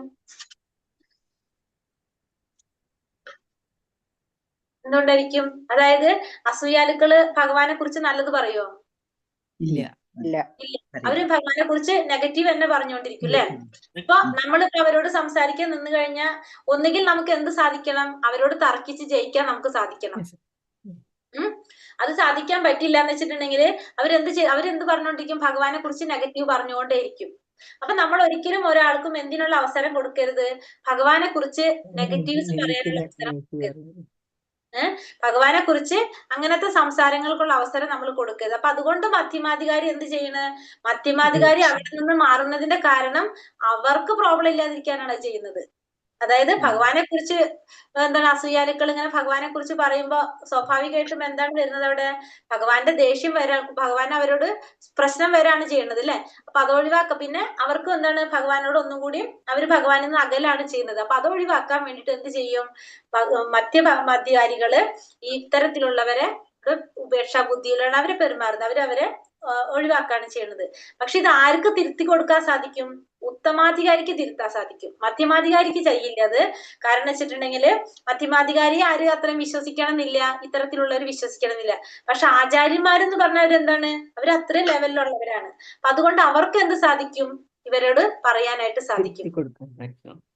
അപ്പൊ രണ്ടാമത്തെ നമ്മള് മധ്യമാധികാരി. അപ്പൊ ഉത്തമാധികാരി എന്ന് പറയുന്നത് പറയാൻ പോണുള്ളൂ അല്ലെ. കനിഷ്ഠാധികാരി എന്ന് പറയുന്നത് വിഗ്രഹത്തില് മാത്രം എന്ത് കാണാനാണ്? വിഗ്രഹത്തിൽ മാത്രം തൽപരനായിട്ട് പ്രവർത്തിക്കുന്നതാണ് കനിഷ്ഠാധികാരി. ഭഗവാനെ വിഗ്രഹത്തിൽ മാത്രം ഭജിക്കുക, അതായത് അമ്പലത്തിൽ മാത്രം ചെന്നാലേ നമുക്ക് ഭഗവാനെ കാണുള്ളൂ എന്ന് വിചാരിക്കുന്നതാണ് ആര്? കനിഷ്ഠ അധികാരികൾ. രണ്ടാമത്തെ പറയുന്നത് മധ്യമാധികാരി എന്ന് പറയുന്നത് ഭഗവാനെ പ്രേമഭാചനമായിട്ട് കരുതി ഭഗവാനെ ആരാധിക്കുന്നു, ഭക്തന്മാരില് മൈത്രിയോട് കൂടി പെരുമാറുന്നു, അജ്ഞാനികളെ കൂടി പെരുമാറുന്നു, അസൂയാലുക്കളോടാണെങ്കിലോ ഉപേക്ഷാ ബുദ്ധിയോടുകൂടി പെരുമാറുന്ന വ്യക്തിയാണ് ആര്? മധ്യമ അധികാരി. ഇനി മൂന്നാമത്തെ നമ്മൾ പറഞ്ഞത് ഉത്തമാധികാരി അല്ലെ. അനുഭവജ്ഞാനം വെച്ച് ഭക്തന്മാർ പലതരത്തിലുണ്ട്. പ്രാകൃത ഭക്തൻ സാമാന്യന ഹരേ കൃഷ്ണ മന്ത്രം ജപിക്കാറുണ്ട്. പക്ഷെ അവർക്ക് മദ്യത്തോടും മദിരാശിയോടും ധനത്തോടും ആസക്തിയുണ്ട്. ഇങ്ങനെയുള്ളവരെ മനസ്സുകൊണ്ട് ബഹുമാനിച്ചാൽ മാത്രം മതി. അപ്പൊ ഉത്തമാധികാരിയെ പറയുന്നതിന് മുന്നേ കനിഷ്ഠാധികാരിയെ കുറിച്ച് ഒന്നും കൂടി പറയാണ്. ഈ കനിഷ്ഠാധികാരികൾ എങ്ങനെയാണ് പറയുന്നത്? അവര് മഹാമന്ത്രം ജപിക്കുന്നുണ്ട്, പക്ഷെ അവർക്ക് എന്തുണ്ട്? ഈ യമനിയമങ്ങളൊന്നും പാലിക്കുന്നവർ വിട്ടിട്ടില്ല. യമനിയമങ്ങളൊന്നും പാലിക്കാൻ അവർ എത്തിയിട്ടില്ല. അങ്ങനെ ധനത്തിനോട് ആസക്തിയുണ്ട്, മദ്യത്തിനോടും മദ്രാശിയോടും ഒക്കെ ആസക്തിയുള്ളവര്, അങ്ങനെയുള്ളവരാണ് ആര്? ഈ കനിഷ്ഠ അധികാരികൾ. അവരെ നമ്മൾ എങ്ങനെ ചിന്തിച്ചാൽ മതി? അവരെ മനസ്സുകൊണ്ട് ബഹുമാനിച്ചാൽ അവരെ. കൃഷ്ണാവബോധത്തിൽ ജാതി വർണ്ണം മുതലായവയ്ക്കൊന്നും യാതൊരു പരിഗണനയുമില്ല. എല്ലാവർക്കും ഈശ്വര ഭജനത്തിനുള്ള അവസരം നൽകി വരുന്നു. കൃഷ്ണാവബോധത്തിൽ നമുക്ക് എന്തിന് പ്രാധാന്യം കൊടുക്കുന്നില്ല? ജാതി വർണ്ണം ഇതിനൊന്നും നമ്മൾ പ്രാധാന്യം കൊടുക്കുന്നില്ല. എല്ലാവർക്കും ഒരുപോലെ എന്ത് സാധിക്കും? ഭഗവാനെ ഭജിക്കാനുള്ള അവസരം എല്ലാവർക്കും ഉണ്ട്. ദീക്ഷ കൊണ്ട് വിഷയസുഖങ്ങളിൽ ഒരാൾക്ക് ക്രമത്തിൽ വൈരാഗ്യം ജനിക്കും, ആത്മീയ ജീവിതത്തിൽ താല്പര്യം ഉണ്ടാവുകയും ചെയ്യും. അപ്പൊ ദീക്ഷ കൊണ്ടൊരു ഗുണം എന്താ പറയുന്നത്? നമുക്ക് സ്വാഭാവികമായിട്ടും പതുക്കെ പതുക്കെ നമുക്ക് എന്തില് വൈരാഗ്യം വന്നുകൊണ്ടിരിക്കും? നമ്മുടെ ഭൗതികമായ വിഷയങ്ങളില് അല്ലെങ്കിൽ ഇന്ദ്രിയ ആസ്വാദനത്തിന്റെ വിഷയങ്ങളിൽ നമുക്ക് അവിടെ പതുക്കെ പതുക്കെ അതിനോട് നമുക്കൊരു വൈരാഗ്യം നമുക്ക് ജനിക്കും. ഒപ്പം തന്നെ ഇവിടെ വൈരാഗ്യം വരുമ്പോ ഇപ്പുറത്ത് എന്ത് വരും? ആസക്തി വരും. ഭഗവാനോട് ഭൗതികമായ കാര്യങ്ങളിൽ നമുക്ക് വൈരാഗ്യം ഉണ്ടാകുമ്പോ സ്വാഭാവികമായിട്ടും ആത്മീയമായ കാര്യങ്ങളിൽ നമുക്ക് എന്ത് വരും? നമുക്ക് അവിടെ ഒരു ആസക്തി ഉണ്ടാകും, താല്പര്യം ഉണ്ടാകും. അത് ആരെക്കുറിച്ചാ പറഞ്ഞ? രണ്ടാമത്തെ കാറ്റഗറിയിലുള്ളവരെ കുറിച്ച്. ദീക്ഷ സ്വീകരിക്കുവാൻ തയ്യാറായ ഒരാൾ തപസ്, ബ്രഹ്മചര്യം, ശരീരത്തിന്റെയും മനസ്സിന്റെയും നിയന്ത്രണം എന്നിവ പരിശീലിക്കുവാൻ തയ്യാറാകണം. അപ്പൊ ദീക്ഷ സ്വീകരിക്കാൻ ഒരു വ്യക്തി തയ്യാറായി കഴിഞ്ഞാൽ തപസ്, ബ്രഹ്മചര്യം, ശരീരത്തിന്റെയും മനസ്സിന്റെയും നിയന്ത്രണം ഇതൊക്കെ പരിശീലിക്കാനായിട്ട് തയ്യാറായിട്ട് വേണം നമ്മൾ എന്തിലേക്ക് കടക്കാൻ? ദീക്ഷയിലേക്ക് കടക്കാനായിട്ട്. തദ് വിജ്ഞാനാർത്ഥം സ ഗുരു മേവാപി ഗച്ഛേത്. പരമസത്യത്തെ കുറിച്ചുള്ള ദിവ്യമായ അറിവിൽ താല്പര്യം ഉദിച്ചവന് ദീക്ഷ കൊടുക്കേണ്ടതാണ്. അപ്പൊ ദീക്ഷ കൊടുക്കാൻ എങ്ങനെയുള്ളവർക്കാണ് കൊടുക്കേണ്ടത്? ആ പരമമായ സത്യത്തെ കുറിച്ച്, ആ പരമമായിട്ടുള്ള ആ സത്യത്തെ കുറിച്ചുള്ള അറിവ് ലഭിച്ചവനാണ്, അതിൽ താല്പര്യമുള്ളവനാണ് നമ്മൾ എന്ത് കൊടുക്കേണ്ടത്? ദീക്ഷ കൊടുക്കേണ്ടത്. അതായത് ഭഗവാനെ കുറിച്ച് അറിയാനായിട്ട് ആഗ്രഹമുള്ള വ്യക്തിക്ക് ഉള്ളവയ്ക്കാണ് നമ്മൾ ദീക്ഷ കൊടുക്കേണ്ടത്. ആഗ്രഹമില്ലാത്തവർക്ക് നമ്മൾ പറഞ്ഞു കൊടുക്കരുതെന്ന് ഭഗവാൻ പറയുന്നുണ്ട് അല്ലെ. കൃഷ്ണന്റെ പുണ്യനാമങ്ങൾ ജപിക്കുന്നതിന് എത്രയോ ഉത്കർഷദായകം അത്രേ. വൈകല്യം കൂടാതെ 10 തരം നാമാപരാധങ്ങളിൽ ഒന്ന് പോലും കൂടാതെ ഹരേ കൃഷ്ണ മഹാമന്ത്രം ഒരാൾ ശ്രദ്ധാപൂർവം ജപിക്കുന്ന പക്ഷം അയാൾ അനുക്രമം ഉയർന്ന് ഈശ്വരന്റെ നാമത്തിനും ഈശ്വരനും തമ്മിൽ വ്യത്യാസമില്ലെന്ന് അറിയുന്ന അവസ്ഥയിലേക്ക് എത്തുന്നത്. ഇവിടെ എന്താ പറഞ്ഞത്? ഭഗവാന്റെ നാമം ജപിക്കുന്നതിന് എത്രയോ ഉത്കർഷദായകമാണ്. ഭഗവാന്റെ പുണ്യനാമം ജപിക്കുന്നതിന് എത്രയോ ഉത്കർഷദായകം അത്രേ. വൈകല്യം കൂടാതെ 10 തരം നാമാപരാധങ്ങളിൽ ഒന്ന് പോലും കൂടാതെ ഹരേ കൃഷ്ണ മഹാമന്ത്രം ഒരാൾ ശ്രദ്ധാപൂർവം ജപിക്കുന്ന പക്ഷം അയാൾ അനുക്രമം ഉയർന്ന് ഈശ്വരന്റെ നാമത്തിനും ഈശ്വരനും തമ്മിൽ വ്യത്യാസവും ഇല്ലെന്ന് അറിയുന്ന നിലയിലേക്ക് എത്തിച്ചേരുന്നു. ഇവിടെ ഭഗവാന്റെ നാമം പുണ്യനാമം ജപിക്കുന്നത് എത്രയോ ഉത്കൃഷ്ടദായകമായിട്ടുള്ള ഒരു കാര്യമാണ് എന്ത് ഭഗവാന്റെ നാമം ജപിക്കുക എന്നുള്ളത്. അപ്പൊ വൈകല്യം കൂടാതെ നമ്മള് 10 നാമാപരാധം നമ്മള് സത്സംഗത്തിൽ നിങ്ങൾ വായിക്കുന്ന കേട്ടിട്ടുണ്ടാവും അല്ലെ? നാമാപരാധം വായിക്കുന്ന കേട്ടിട്ടില്ലേ? നാമാപരാധം അറിയൂല്ലേ? കേട്ടിട്ടുണ്ടോ? കേൾക്കാറുണ്ട്, നമ്മുടെ ശരിക്കും മനസ്സിലാവില്ല. നിങ്ങൾക്ക് എടുത്തിട്ടില്ലല്ലോ. ഓക്കെ. അപ്പൊ 10 നാമാപരാധം, അതായത് 10 നാമാപരാധം എന്ന് വെച്ചിട്ടുണ്ടെങ്കിൽ നമ്മൾ നാമം ജപിക്കുമ്പോൾ നമ്മൾ ഒഴിവാക്കേണ്ട അപരാധങ്ങളാണ് 10 എണ്ണം ഉണ്ട് നമുക്ക് മെയിൻ ആയിട്ട്. അത് നമ്മൾ ശരിക്കും നമ്മള് നാമം ജപിക്കുന്നതിന് മുന്നേ നമ്മൾ എന്നും പറയേണ്ടതാണിത്. കാരണം അത് പറഞ്ഞാണല്ലോ നമ്മൾ അത് ഇല്ലാണ്ടാക്കി എടുക്കേണ്ടത്. അതാണ് ഈ 10 എണ്ണം പറയുന്നത്. കാണാതെ പഠിക്കേണ്ടതാണ് ശരിക്കും. നമുക്കത് കുറച്ചെത്തുമ്പോ നിങ്ങൾ പഠിക്കും. അത് മാതാജി പറഞ്ഞു തരാമോ ഒന്ന്? പറഞ്ഞുതരാം കേട്ടോ. ക്ലാസ് കഴിയുമ്പോഴേക്കും എന്തെങ്കിലും പോസ്റ്റ് ചെയ്തിടാം. 10 നാമാപരാധങ്ങളില് ഒന്നുപോലും കൂടാതെ നമ്മൾ എന്ത് ചെയ്യണം? ഭഗവാന്റെ നാമം ശ്രദ്ധാപൂർവം ജപിക്കുകയാണെങ്കിൽ അയാൾക്ക് എന്ത് സാധിക്കും? അനുക്രമം ഉയർന്ന് ഈശ്വരന്റെ നാമത്തിനും ഈശ്വരനും തമ്മിൽ വ്യത്യാസമില്ലെന്ന് അറിയുന്ന ഒരു അവസ്ഥയിലെത്തും. അപ്പൊ നമ്മൾ ഈ നാമാപരാധത്തിൽ ഒരെണ്ണം പോലും ഇല്ലാതെ, ഒരു അപരാധങ്ങളൊന്നും ഇല്ലാതെ നമ്മൾ നാമം ജപിച്ചുകൊണ്ടിരുന്നു കഴിഞ്ഞാൽ നമുക്ക് എന്ത് മനസ്സിലാക്കാൻ സാധിക്കും? ഭഗവാനും ഭഗവാന്റെ നാമത്തിനും തമ്മിൽ യാതൊരു വ്യത്യാസമില്ല എന്നുള്ള അവസ്ഥയിലേക്ക് നമ്മൾ എത്തും. നമുക്ക് അറിയാൻ സാധിക്കും ഭഗവാൻ എന്ന് പറയുന്നതും ഭഗവാന്റെ നാമവും രണ്ടും ഒന്ന് തന്നെയാണെന്ന് നമുക്ക് അറിയാനായിട്ട് സാധിക്കും. ഒരാൾ ഒരു തവണയെങ്കിലും കൃഷ്ണ എന്ന് ഉച്ചരിച്ചതായി കേട്ടാൽ അയാൾ ശ്രേഷ്ഠനാണെന്ന് കരുതണം. കാരണം ഭഗവാന്റെ നാമം ജപിക്കാൻ എല്ലാവർക്കും സാധിക്കില്ല. അതുകൊണ്ട് ഒരു തവണയെങ്കിലും അയാൾ കൃഷ്ണ എന്ന് ഉച്ചരിച്ച് കേട്ടിട്ടുണ്ടെങ്കിൽ അയാളെ നമ്മൾ എന്ത് പറയണം? അയാൾ ശ്രേഷ്ഠനാണെന്ന് നമുക്ക് മനസ്സിലാക്കണം. അപ്പൊ നമ്മളൊക്കെ എത്രയോ പുണ്യം ചെയ്തവരാണ് നമുക്ക് മനസ്സിലാക്കാം. കാരണം നമ്മളൊരു ക്ലാസ്സിൽ നമ്മളിപ്പോ ഭഗവാനെ കുറിച്ച് മനസ്സിലാക്കുന്നു, ഭഗവത്ഗീത പഠിക്കുന്നു, ഭക്തിയുടെ പുസ്തകങ്ങൾ, അടുത്ത ബുക്കുകൾ നമ്മൾ ഇതൊക്കെ കേട്ടുകൊണ്ടിരിക്കുകയാണ്. ഇപ്പൊ രൂപഗോസ്വാമി പോലുള്ള ആചാര്യന്മാരുടെ പുസ്തകങ്ങളാണ് ഇപ്പൊ നമ്മൾ പഠിച്ചുകൊണ്ടിരിക്കുന്നത്. അപ്പൊ നമ്മളൊക്കെ അത്രയും ശ്രേഷ്ഠരാണെന്ന് നമുക്ക് മനസ്സിലാക്കണം. ഭഗവത് നാമ കീർത്തനത്തിൽ വീഴ്ച വരുത്തിയത് മൂലം ജീവിതത്തിന്റെ ഭൗതിക വശത്തേക്ക് ക്രമത്തിൽ പലരും അധപതിച്ചതായി കണ്ടിട്ടുണ്ട്. അപ്പൊ ഭഗവാന്റെ നാമം ജപിക്കുന്നതിൽ നമ്മൾ വീഴ്ച വരുത്തി കഴിഞ്ഞാൽ നമുക്ക് എന്താണ്? വീണ്ടും നമ്മൾ താഴ്ത്തിക്ക് പോകും. അപ്പൊ ഭഗവാന്റെ നാമജപം നമ്മൾ കൂട്ടിക്കൊണ്ടാണ് ഇരിക്കേണ്ടത്, കുറച്ചുകൊണ്ടല്ല ഇരിക്കേണ്ടത്. നമ്മൾ ഒരിക്കലും പല തടസ്സങ്ങളും നമ്മളെ മുന്നിൽ വരും. പക്ഷെ നമ്മൾ ഒരിക്കലും എന്ത് ചെയ്യരുത്? നാമജപത്തിന്റെ എണ്ണത്തിൽ മാറ്റം വരുത്തരുത്. നമ്മള് 2 മാല ജപിക്കുന്നവര് 3ലേക്ക് പോവാന്നല്ലാതെ 1ലേക്ക് കടക്കരുത്. എങ്ങാനും നമ്മള് ചെയ്യാൻ പറ്റില്ലെങ്കിൽ പിറ്റേ ദിവസം നമ്മൾ ആ കടം വീട്ടി കൊടുക്കണം. അപ്പോഴും നമ്മൾ എന്ത് ചെയ്യരുത്? താഴേക്ക് പോവാനായിട്ട് ഒട്ടും ശ്രമിക്കരുത്. അങ്ങനെ പോയി കഴിഞ്ഞാൽ എന്താണ്? അധപതിക്കുന്നതായിട്ട് കാണുന്നുണ്ട്. അപ്പൊ അത് കാരണം അത് പെട്ടെന്ന് സംഭവിക്കും. ഉയരാൻ പാടാണ്, പക്ഷെ താഴാനായിട്ട് ടപ്പേന്നും പറഞ്ഞിട്ട് ഒറ്റ വീഴ്ച നമ്മള്. അതുകൊണ്ട് നമ്മൾ എപ്പോഴും എന്ത് ചെയ്തിരിക്കണം? നാമജപം നമ്മൾ മുടക്കാതെ ചെയ്തുകൊണ്ടേയിരിക്കണം. ശാസ്ത്രജ്ഞാനത്തിൽ ദൃഢമായി ഉറച്ചിട്ടില്ലെങ്കിലും ഹരേ കൃഷ്ണ മഹാമന്ത്ര കീർത്തനത്തിൽ ഉറച്ച വിശ്വാസം കൈവളർത്തി നിശ്ചിത ഭക്തിയുടെ സേവനങ്ങൾ വീഴ്ച കൂടാതെ വളർത്തുന്ന ഒരാൾ മധ്യമാധികാരിയായി കണക്കാക്കപ്പെടുന്നു. അപ്പൊ മധ്യമാധികാരി എന്ന് പറയുന്നത് എങ്ങനെയാണ്? മധ്യമാധികാരി നമ്മൾ പറഞ്ഞു, ദീക്ഷ സ്വീകരിച്ച ഒരു ഭക്തനായിരിക്കും, ഭഗവാന്റെ നാമം ജപിച്ചുകൊണ്ടിരുന്ന് ഭഗവാനെ ഭജിച്ചുകൊണ്ടിരിക്കുന്ന ഒരു ഭക്തനാണെന്ന് പറഞ്ഞു. അപ്പൊ അദ്ദേഹത്തിന് എന്ത് ഉണ്ടാവണമെന്നില്ല? ഈ ശാസ്ത്ര വിഷയങ്ങളിലൊന്നും ഈ ജ്ഞാനങ്ങളൊന്നും, ഇപ്പൊ ആധ്യാത്മിക ജ്ഞാനം വളരെയധികം ഉണ്ടാകണമെന്നില്ല. അങ്ങനെ ജ്ഞാനം ഉണ്ടാവണമെന്നില്ല അദ്ദേഹത്തിന്. പക്ഷെ അദ്ദേഹം എന്ത് ചെയ്യുന്നുണ്ട്? സേവനങ്ങൾ വീഴ്ച കൂടാതെ ചെയ്യുന്ന വ്യക്തിയായിരിക്കും. അങ്ങനെയുള്ളവരാണ് ആര്? മധ്യമാധികാരി എന്ന് പറഞ്ഞത്. അപ്പൊ മഹാമന്ത്രം ജപിക്കുന്നുണ്ടാവും, അതുപോലെ തന്നെ ഭക്തിയുടെ സേവനങ്ങളൊക്കെ ചെയ്യുന്നുണ്ടാവും, പക്ഷെ ശാസ്ത്രജ്ഞാനം ദൃഢമായിട്ട് ഉറച്ചിട്ടുണ്ടാവില്ല. അങ്ങനെയുള്ളവരെ നമ്മൾ ആരായിട്ട് പരിഗണിക്കും? മധ്യമാധികാരിയായിട്ട് പരിഗണിക്കും. കൃഷ്ണനെ ഭക്തിപൂർവ്വം സേവിക്കുന്നത് മൂലം ഒരുവൻ തന്റെ മറ്റെല്ലാ വിഹിത കർമ്മങ്ങളും അനുഷ്ഠിക്കുന്നു. അപ്പൊ ഭഗവാനെ സേവിച്ചു കഴിഞ്ഞാൽ, ഭക്തിപൂർവ്വം ഭഗവത് സേവനം ചെയ്തു കഴിഞ്ഞാല് മറ്റെല്ലാ കർമ്മങ്ങളും ചെയ്തതിന് തുല്യാണ്. ഇപ്പൊ നമ്മൾ ദാനം ചെയ്യണതോ യജ്ഞം ചെയ്യുന്നതോ വേദപഠനം ചെയ്യുന്നതിന്റെ ഒന്നും ആവശ്യം നമുക്ക് വരുന്നില്ല. എന്ത് ചെയ്യുകയാണെങ്കിൽ? ഭക്തിയുടെ സേവനം ചെയ്യുകയാണെങ്കിൽ. അപ്പൊ ഭക്തിയുടെ സേവനം ചെയ്യുകയാണെങ്കിൽ നമുക്ക് വേറെ സ്പെഷ്യലായിട്ട് ഒന്നും ദാനം കൊടുക്കേണ്ട, പിന്നെ വേറെ ഒന്നും നമ്മൾ ചെയ്യേണ്ട ആവശ്യമില്ല. എന്ത് മാത്രം മതി? ഭഗവാന്റെ സേവനം ചെയ്താൽ മാത്രം മതി.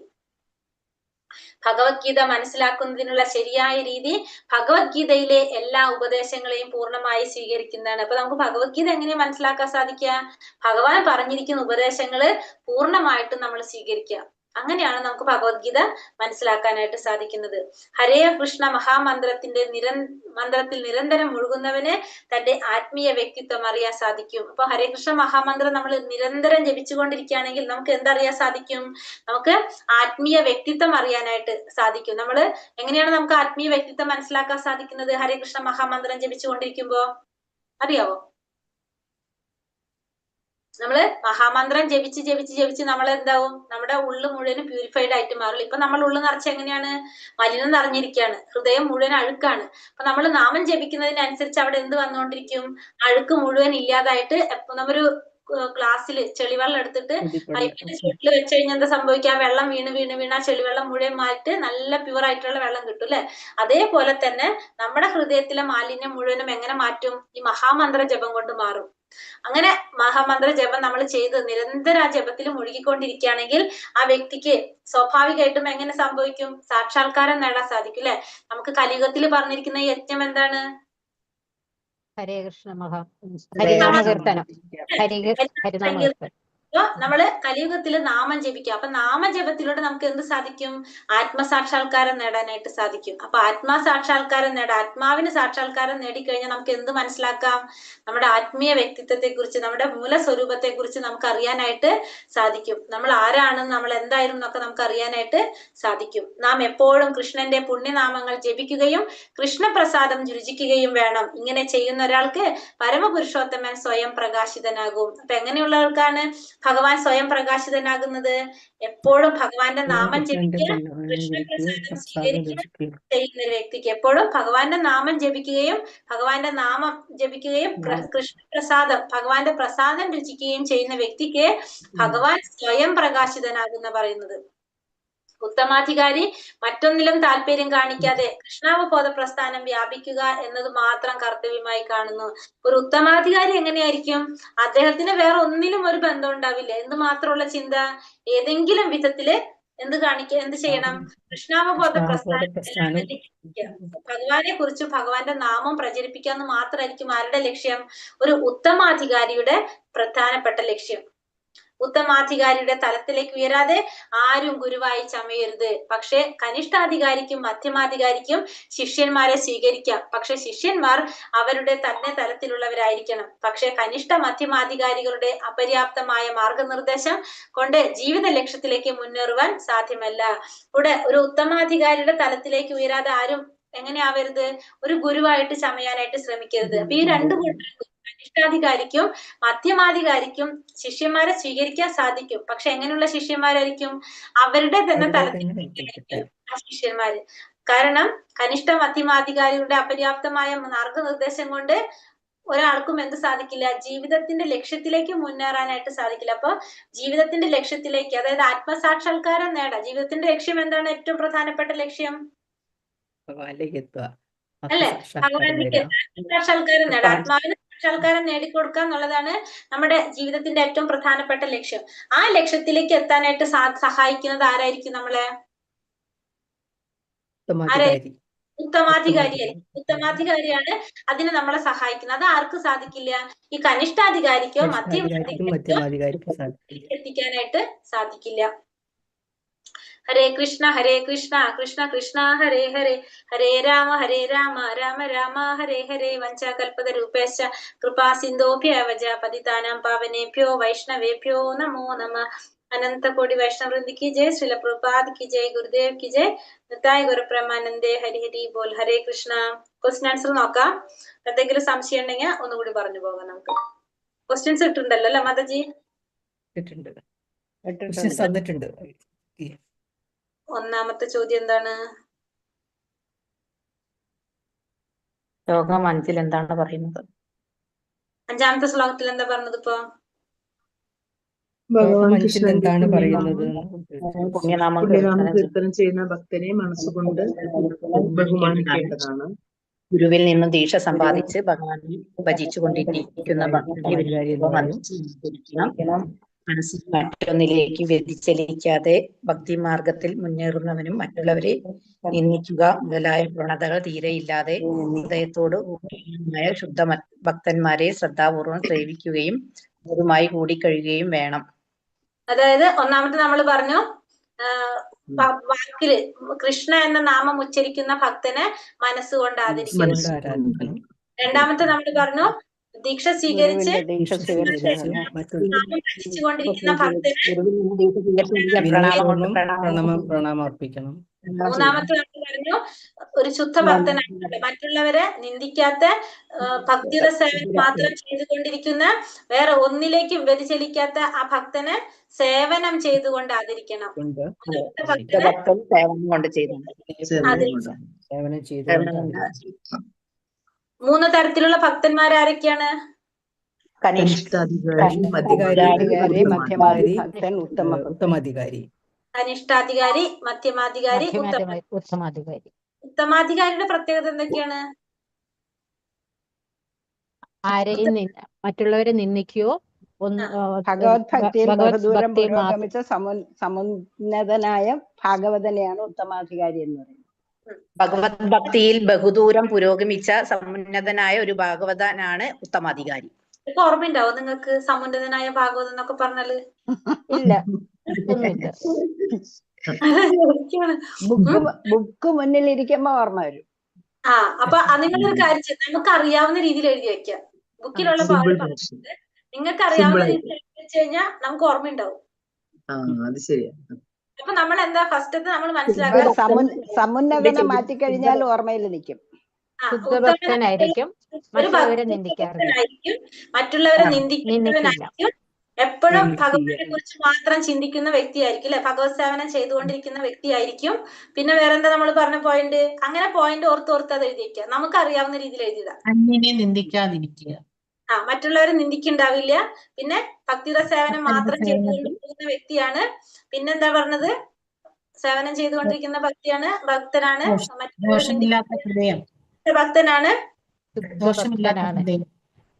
മോശമില്ല, അതാണ് ശുദ്ധ ഭക്തൻ. അതായത് മറ്റുള്ളവരെ നിന്ദിക്കുന്നില്ല എന്ന് പറഞ്ഞില്ലേ. പിന്നെ വേറെന്താ പോയിന്റ് ഉള്ളത് അതില്?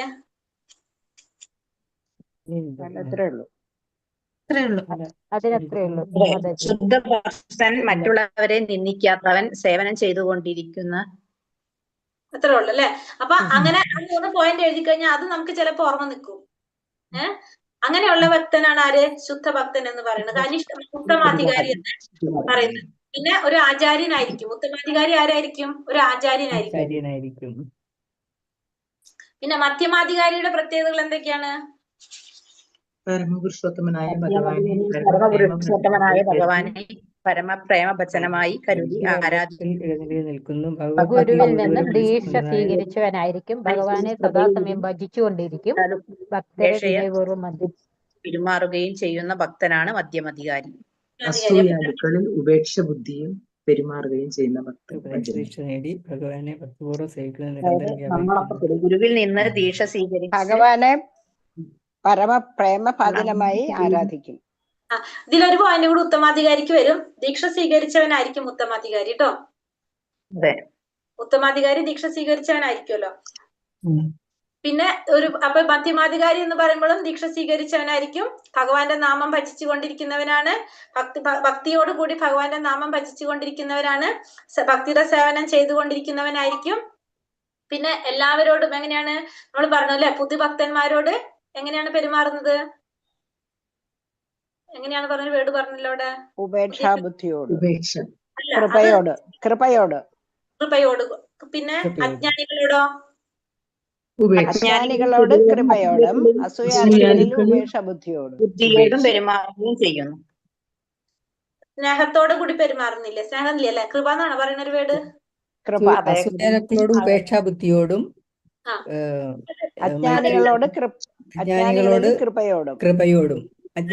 കൃപയോടും ഭഗവത് ഭക്തന്മാരിലും മൈത്രിയോട്. അതാണ് ചോദിച്ചത്. ഞാൻ വേറൊരു വേർഡ് ഉണ്ടോ ചോദിച്ചതിന്റെ കാരണം ഇതാണ്. എനിക്കത് ഭക്തന്മാരോട് കൃപയോടുകൂടി.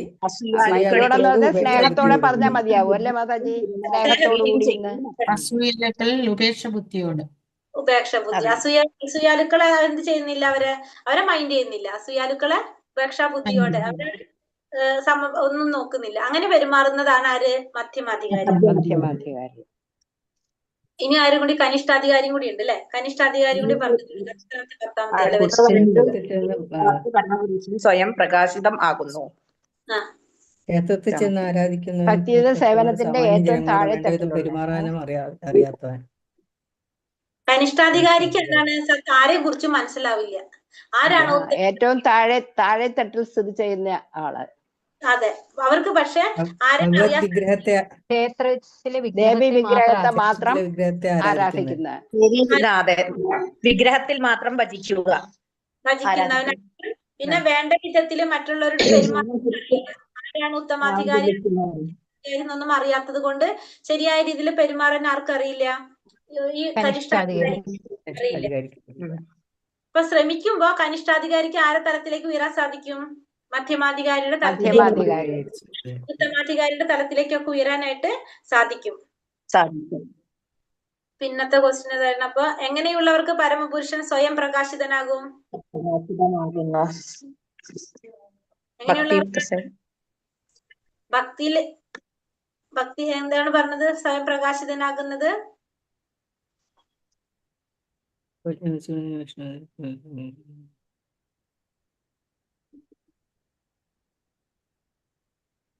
കണ്ടില്ല? നാമം ജപിക്കുന്നതിനെ കുറിച്ചല്ലേ പറഞ്ഞിട്ടുണ്ടായിരുന്നു? ഭഗവാനെ ആരാധിച്ചുകൊണ്ടിരിക്കുക. എങ്ങനെയുള്ള പരമപുരുഷൻ സ്വയം പ്രകാശിതമാകുന്നു?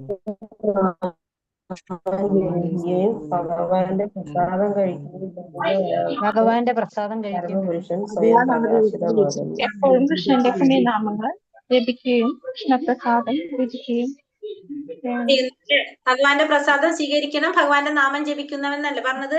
അതിനാണോ പറഞ്ഞത്? അതെ. ഭഗവാന്റെ നാമം ജപിച്ചുകൊണ്ടിരിക്കുക, പിന്നെ ഭഗവത് പ്രസാദം കഴിക്കുക. അങ്ങനെയുള്ളവർക്ക് ഭഗവാൻ സ്വയം പ്രകാശിതനാകും എന്നാ പറയുന്നത്.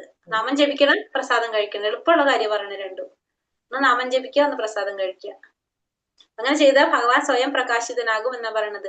തപസ്സ ബ്രഹ്മചര്യേണ ശമേന ച ദമേന ച എന്ന ഭാഗവതത്തിലെ പ്രസ്താവന വ്യക്തമാക്കുക. അത് പറഞ്ഞു തന്നിട്ടില്ലല്ലോ അല്ലെ?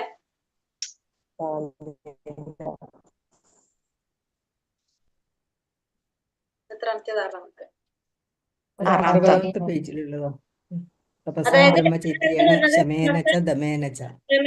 എന്ന് പറയുന്നത് നമ്മള് ഒരാൾ ആചാര്യനിൽ നിന്ന് ദീക്ഷ സ്വീകരിക്കാൻ തയ്യാറായാൽ അയാൾ തപസ് ബ്രഹ്മചര്യം ശരീരത്തിന്റെ ഒരു മിനിറ്റ് മാതാജി പറഞ്ഞിട്ടുണ്ടായിരുന്നില്ലല്ലോ. ഒരു ആചാര്യനിൽ നിന്ന് നമ്മൾ ദീക്ഷ സ്വീകരിക്കാൻ തയ്യാറായി കഴിഞ്ഞാൽ നമ്മൾ എന്ത് ചെയ്യണം?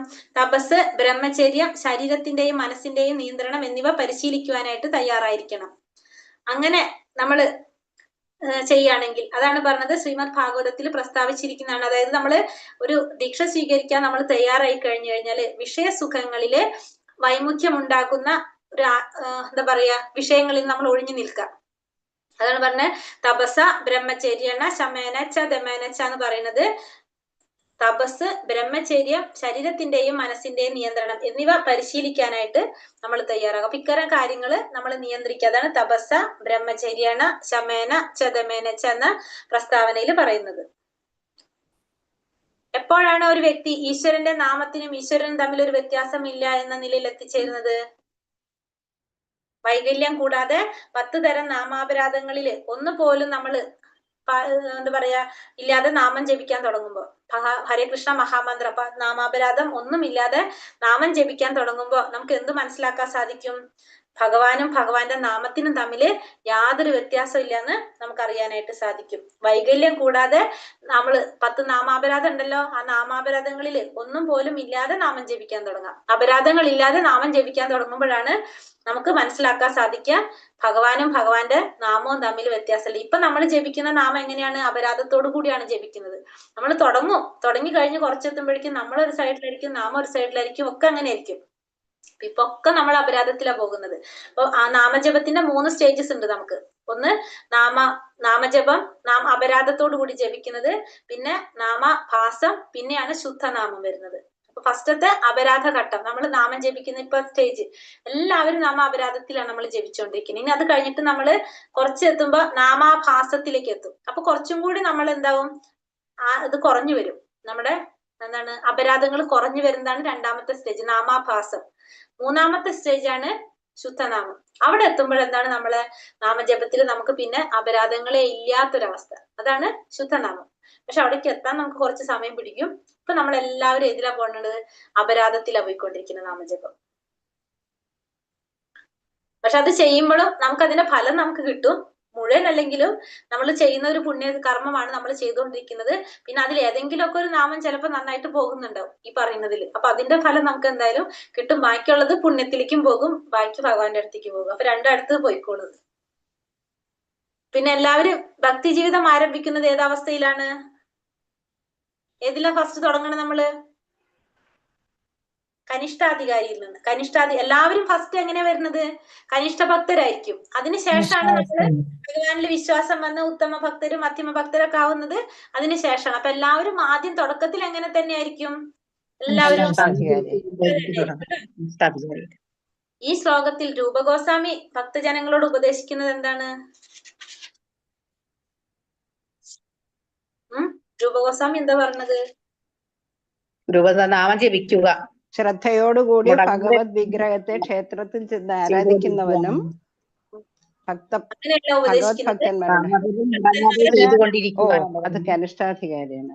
നമുക്ക് ഈ മൂന്ന് എവിടെയെങ്കിലും കൃഷ്ണനാമം ജപിച്ചുകൊണ്ടിരിക്കുവാനല്ല പറയുന്നത്. അല്ല, നമ്മളോട് പറഞ്ഞാ ഈ മൂന്ന് ഭക്തന്മാരെ തിരിച്ചറിയാനുള്ള ബുദ്ധിയെങ്കിലും നമുക്ക് ഉണ്ടാകണം എന്നാ പറയുന്നത്.